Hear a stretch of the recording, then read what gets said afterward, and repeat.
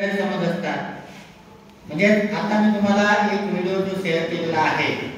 त्या संदर्भाने असेल की आपण आता हा जर फॉर्म भरला ऑनलाईन जो गुगल फॉर्म आहे तो, तर आपल्याला आवेदन करावंच लागेल असं काहीही नाही। ती तुमची इच्छा आहे। आज तुम्ही भरून दिला की माझ्या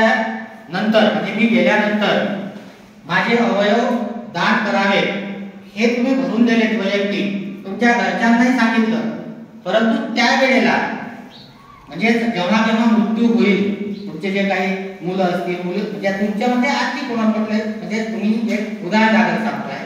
तर त्यावेळेला त्यांनी सुद्धा ती जबाबदारी घेतली पाहिजे आणि त्या हॉस्पिटल पर्यंत जिल्हा सामान्य रुग्णालय किंवा त्या संबंधी असणारे जे काही अधिकारी असतील त्यांच्यापर्यंत ती माहिती पोहोचवणं गरजेचं आहे। आपल्या वाशिम जिल्ह्यापुरतं बोलायचं झालं तर आपल्या वाशिम जिल्ह्यामध्ये सध्या आपण इतर जे काही अवयव आहे म्हणजे जसं काही आपण हृदय असेल किंवा बाकी लिव्हर्स असतील या संदर्भानं आपल्याला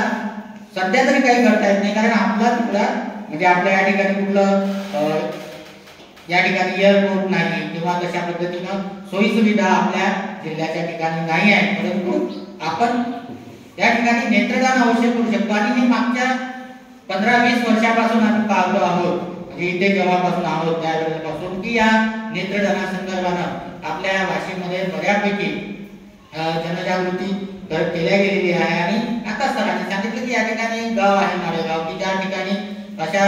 म्हणजे मृत्यू झाला असेल त्या गावात, तर तिथले जे काही गावकरी आहे ते आवश्यक जिल्हा सामान्य रुग्णालयाला फोन करतात आणि अशा पद्धतीनं हे झालेले आहे, डेथ झालेली आहे, तर लगेच यांची टीम त्या ठिकाणी पोहोचून त्यांचे जे काही नेत्र आहे डोळे आहेत ते काढून ज्याला गरज आहे, म्हणजे आता ही गरज नाही त्याला कोणी ओळखीतला आहे म्हणून त्याला दिलं जाते असं नाही, नातेवाईकाचं असेल तर ते तिथल्या तिथे ट्रान्सफर होऊ शकते होते नाही का। पण जी काही एक लिस्ट ठरलेली असते ती लिस्ट असेल तर त्या लिस्ट नुसार त्या व्यक्तीला ते दिल्या जाते। म्हणजे हे जे काही आपले गैरसमज असतात की असं झालं तर काही म्हणजे या काही आपल्या अंधश्रद्धा आहेत खास करून की त्याला म्हणजे त्या मेल्यानंतर आपण जर काही अवयव काढून घेतले तर त्याला ते आपले जे काय म्हणजे स्वर्ग किंवा याच्यामध्ये आपण पोहोचत नाही, हा आपल्या संकल्पना आहे, त्या धार्मिक संकल्पना आहे, आज ते मागं पडलेला आहे। आपण आज विज्ञान युगात जगतो आहोत, तर सरांनी बऱ्यापैकी या ठिकाणी तुम्हाला मार्गदर्शन केलेलं आहे। तुमच्या ज्या काही शंका असतील त्या संदर्भानं तुमचं निराकरण झालेलं असेल तर मी नितीन सर बोलणार